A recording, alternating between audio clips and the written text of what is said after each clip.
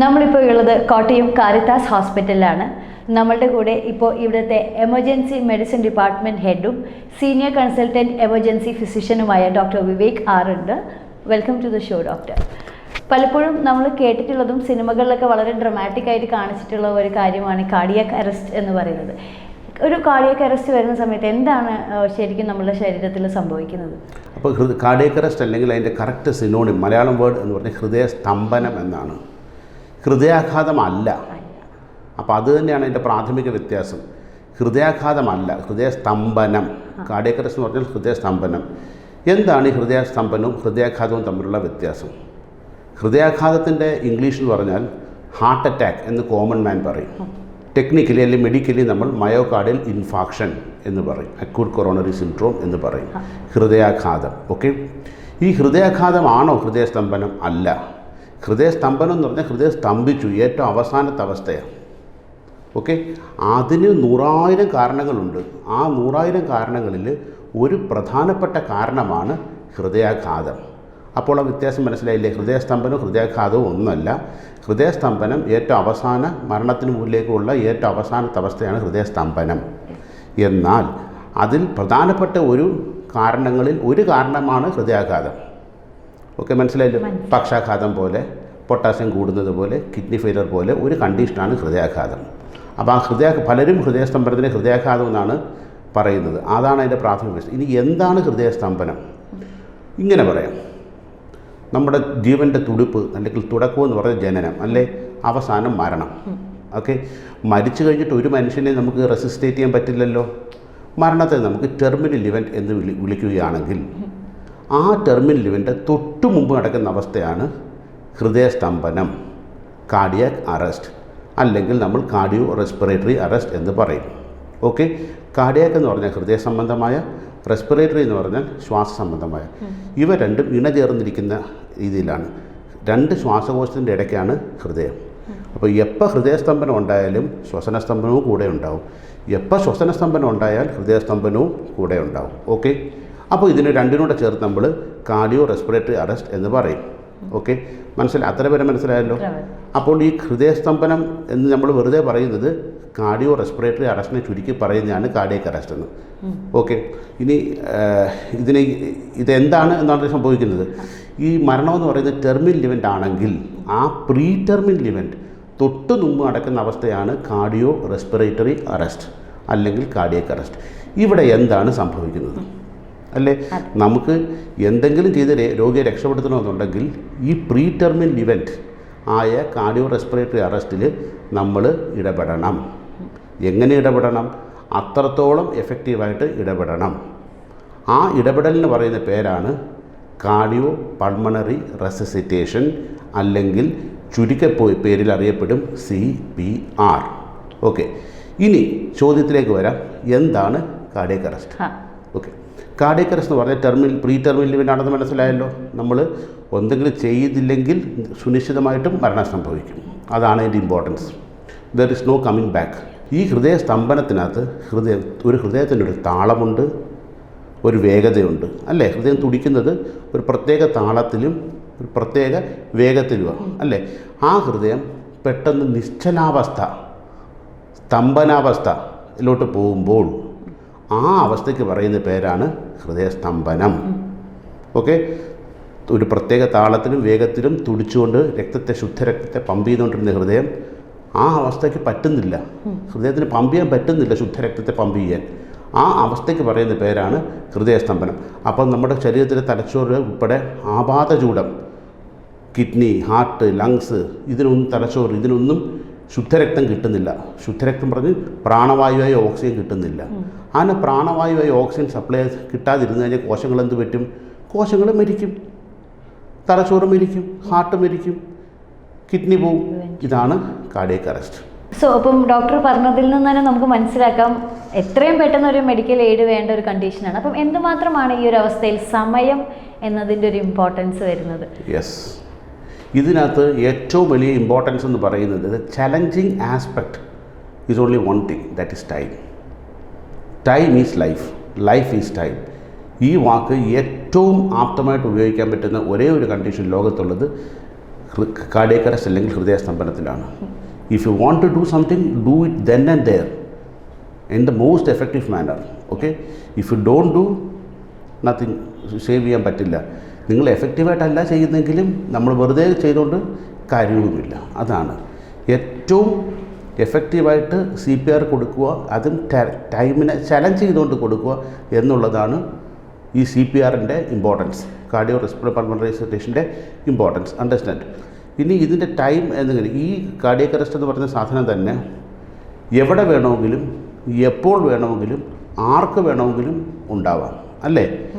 ഒരാളെ ജനിപ്പിക്കാനും നമുക്ക് കഴിയില്ല, മരണത്തിൽ നിന്ന് രക്ഷിക്കാൻ നമുക്ക് കഴിയുന്നെങ്കിൽ ഏത് അമ്പലത്തിലോ പള്ളിയിലോ ഇടുന്ന ഏത് നേർച്ചയെക്കാട്ടിലും വലിയ പുണ്യമാണ് CPR ചെയ്ത് ഒരാളെ രക്ഷപ്പെടുത്തുക.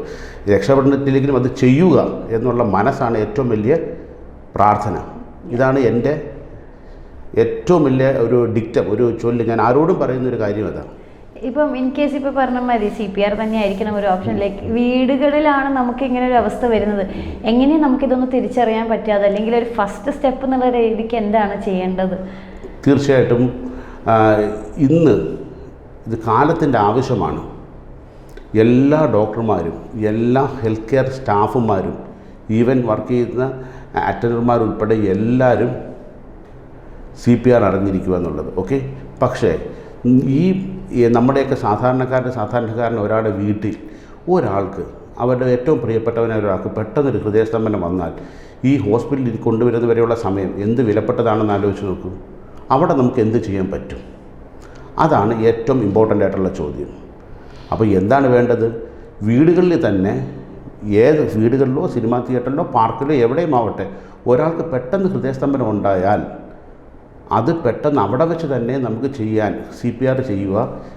അതിന് പറയുന്ന പേര് ബേസിക് ലൈഫ് സപ്പോർട്ട് എന്നാണ്.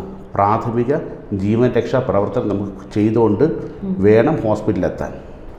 ഇല്ലെങ്കിൽ ആ ടൈം ഗ്യാപ്പിൽ ശരീരത്തിൽ ഓക്സിജൻ കിട്ടാതെ പല അവയവങ്ങളും മോശാവസ്ഥയിലേക്ക് പോകും, മരണത്തിലേക്ക് പോകും. പിന്നെ നമ്മൾ റെസിസ്റ്റേറ്റ് ചെയ്താലും ഒരു പക്ഷേ ഹൈപ്പോക്സിക് ബ്രെയിൻ ഇഞ്ചുറി അല്ലെങ്കിൽ തലച്ചോറിന് പെർമനൻറ്റ് ഡാമേജ് ഉണ്ടായി പോകും.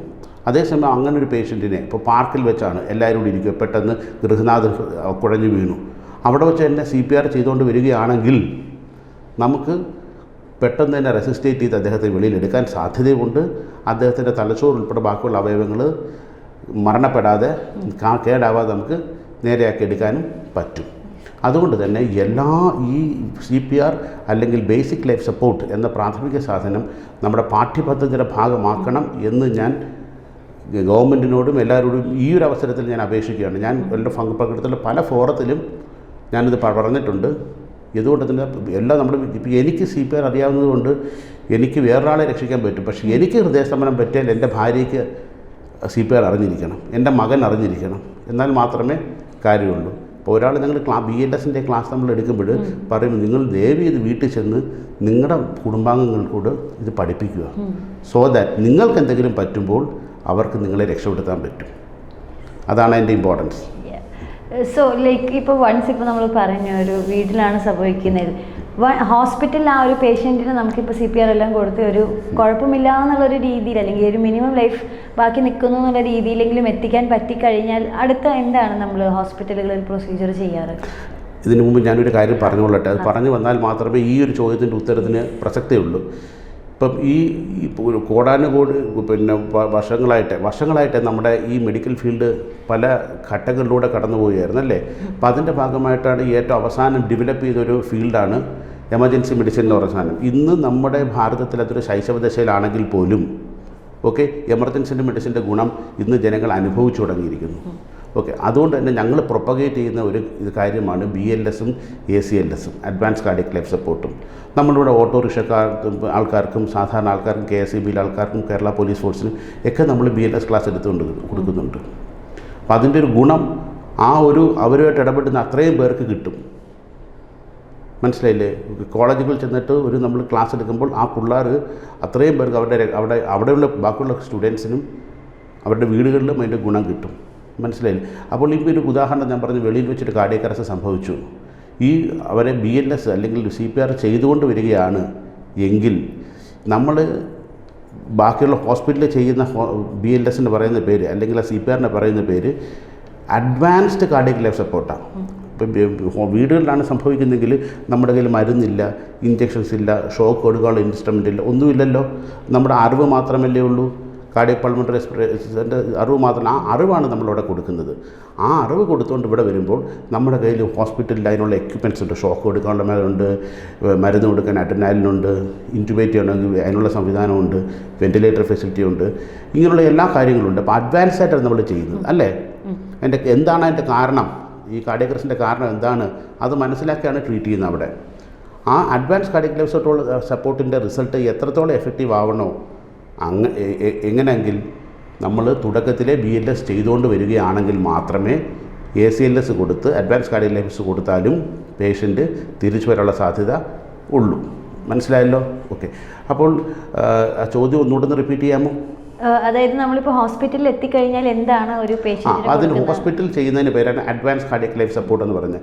ഇവിടെ വ്യത്യാസം എന്താണ് ബേസിക് ലൈഫ് സപ്പോർട്ടിൽ എന്ന് പറഞ്ഞാൽ, ഈ ബേസിക് ലൈഫ് സപ്പോർട്ടിനെക്കാട്ടി കൂടുതലായിട്ട് എന്ത് ചെയ്യുന്നു, എന്താണ് ഒരാൾ പേഷ്യൻറ്റിനെ കൊണ്ടുവന്നു പെട്ടെന്ന് ഹൃദയസ്തംഭനത്തിൽ പോകാനുള്ള കാരണം എന്താണ്, അദ്ദേഹത്തിൻ്റെ ശരീരത്തിൽ ടെൻഷൻ ന്യൂമോതൊറാക്സ്, ലങ്സിന് വെള്ളി തൊറാക്സിൽ എയർ കെട്ടിയതാണോ, ഇനി ഹൃദയാഘാതമാണോ, ഇനി പൊട്ടാസ്യം കൂടിയതാണോ, ഓക്സിജൻ കുറഞ്ഞു പോയതാണോ, ശരീരത്തിൻ്റെ ജലത്തിൻ്റെ അംശം കുറഞ്ഞാണ്, ഈ എന്താണെന്ന് കാരണം കണ്ടെത്തി ചികിത്സിക്കുക. അതാണ് ഹോസ്പിറ്റലിൽ ചെയ്യുന്നത്. അതിന് പറയുന്ന പേരാണ് അഡ്വാൻസ്ഡ് കാർഡിയാക് ലൈഫ് സപ്പോർട്ട്, അല്ലെങ്കിൽ ACLS എന്ന് പറയുന്നത്.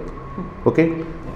സോ ഇപ്പം നമുക്ക് എന്താ പറയുക, ഒരു കാർഡിയാക് അറസ്റ്റ് എന്നൊരു ഇതിനെ പറ്റിയിട്ട് വളരെ ഡീറ്റെയിൽഡ് ആയിട്ട് തന്നെ ഡോക്ടർ ഷെയർ ചെയ്തു.